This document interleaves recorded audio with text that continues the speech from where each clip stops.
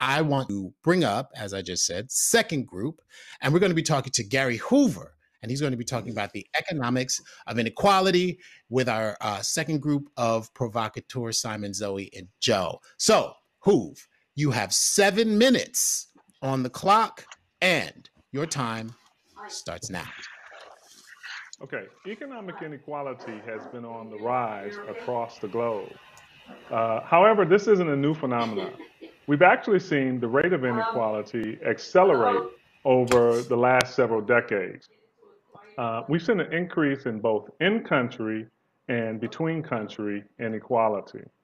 By some estimates, the richest 1% of the world's population has seen their share of global wealth increase from 28% to 33%.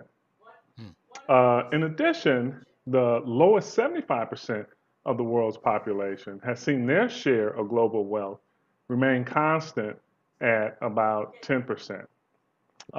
Also, we've seen that countries rich in natural resources have seen their poverty rates go up and remain stubbornly high, while other countries have been able to exploit those natural resources and actually widen the wealth gap. Now, some would argue that this inequality is actually a good thing. It shows that innovators and first movers and entrepreneurs are taking risk and engaging in activities to bring new products and services to the market. And since they took all the risk, they should be the ones who should get the lion's share of the benefits. But they go one step further. They say that eventually these new technologies will sift through the entire society and everyone will have access to these new products and services. And then they can use those same products and services to decrease the wealth gap. Um, what these people miss, though, is what happens when inequality violates the social contract. By social contract, I mean when society tells an individual that, hey, if you engage in certain human capital enhancing activities, such as education, that no matter where your starting point is, that you too can move up the economic ladder. So it's a violation of the social contract when that doesn't take place. For instance, when a young Egyptian goes on to get a bachelor's degree, or maybe even a master's degree, but can't find employment other than driving a taxi, well, that's a violation of that social contract. Uh, but let's bring it closer to home. Here we have free and compulsory education. And we say that anyone who doesn't take advantage of these educational opportunities, well, this must be someone who's satisfied with their place on the economic ladder. But what happens when an individual takes advantage of all of the educational opportunities available to him or her, but still finds themselves woefully underprepared when you compare them to their peers? You see, it's a violation of the social contract when the quality of the education that one receives is tied to their zip code. Furthermore, we say that we encourage everyone to engage in entrepreneurial activities, to be innovators. But we also know that to be an innovator, to be an entrepreneur, one needs access to financial markets.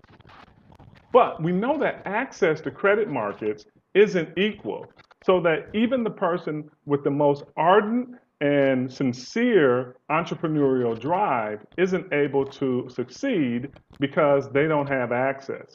What we end up creating is some type of caste system or even a series of second class citizens. Finally, we know that no economy works well without a well functioning court system. After all, no two individuals are going to enter into an economic contract with each other if they know that there's no court available to adjudicate any differences that might arise later. But what does it say when one part of your society is only familiar with the criminal court system, and another part of your society is only familiar with the civil court system? You see, all of these inequities are violations of the social contract. And let's be clear, these violations aren't happening in a vacuum. People know where they are on the economic ladder. In fact, we have a term for that. We call this social comparison, where people know where they are. In fact, we go even further and we say that this can be described as envy. And this envy can be either benign or malicious. So when envy is benign, individuals lower down on the income distribution, see their peers higher on the income distribution, and they say that they want to emulate them, that they want to engage in the same activities as them so that they can occupy that same spot. However, when it becomes malicious because of violations of the social contract that I just mentioned before, individuals lower down on the income distribution, see their peers higher up on the income distribution, and say the gap is too far. In fact, the gap is artificial. And they will go so far as to say that if there's a system that allows such a gap to exist, that I want to destroy that system. Now, that's not healthy. That's not good for any economy. In addition, we say that individuals see that gap between them and people above, and malicious envy can be when they see that gap and they say, yes, I'll close that gap between me and the person above me, but I'm not going to do it by engaging in human capital enhancing activities, which is going to raise my income. The way I'm going to do it is I'm going to reach up and I'm going to destroy the wealth of those people ahead of me, and therefore that's how I'm going to close that gap. So, look, here we are. We're standing on the knife's edge, and we got a chance to make a decision about how we're going to go forward. We can have sustainable, long run, and reliable economic growth when we appeal to the social contract, or we can continue with this inequity that we have now, which is going to see a destruction of the entire economic system. I'm done, and I still got a second left. Well done. Absolutely fantastic. Leave it to an economist to end on time. Let's get 7 minutes for our conversation with our provocateurs. Whoever's interested, whoever wants to go first, go first. Just go. Raise a hand. Say something. Do something. Simon, I saw you first. You go first. Yeah.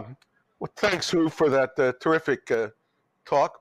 So one of the concerns of this whole forum is global sustainability. And I think it's perfectly clear that the increasing degrees of inequity, both within our countries and among countries, are a threat to that. On the other hand, we in the West have been living in privileged societies for a long time. And developing countries want the right to engage in things which will close the equity gap, but might be threatening to some sort of environmental sustainability. Do you see a conflict there, and how do we resolve that? Great question. Well, there is a conflict. However, every sovereign nation has an economic model which can provide for economic growth that isn't destructive. Once again, it goes back to the principle I was talking about of the social contract. When we allow everyone to be innovative and come up with new ideas, how do we know that there isn't a new technology that would allow us to close the wealth gap, but also find sustainability with the climate? We don't know that when we block out people from even entering the discussion. Yeah, fantastic. Joe, you had a question. Go. I was going to ask you to put your thoughts on this into a historical context, because it seems like as you were talking, it got me to thinking of the cycles that I feel like we have been through historically in the same kind of cycle of what you've described. And oftentimes people feel like we live in and you spoke of this, a vacuum, and the past doesn't have an effect on how we're living now. So I was just wondering if you could put your thoughts into kind of a historical context as well. Here's the problem. When there were fewer people on the earth, right, our arrogance, if you want to call that, or these inequities weren't as big and as magnified as they are today. As the world increases continues to increase in population, our margins for error are decreasing. And as new technologies have come into place and people are able to see these inequalities that exist between nations and between people, they're going to strike out. If we had this same conversation 200 years ago where news spread by, newspaper or word of mouth, that's not the same as today. Over time, technology has allowed me to know exactly what you're doing in real time. So I can see the inequity as it's happening and I will strike out. Fantastic. Zoe. Yeah. I'll jump in. I'll say something that really stuck out to me is when you were talking about how some people see inequality as profitable, because in many ways it is.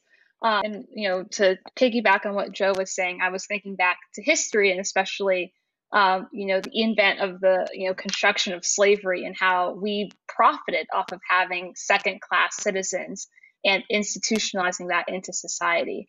And so given that, obviously economics in many ways is a study of incentives, how do we incentivize people to strive for equality and to strive for equity in the systems that they're creating? Because right now, I think we can all agree that many of us are just driven by how can we continue to make the most profit possible. And that minimizes the opportunities of others. Zoe took my question.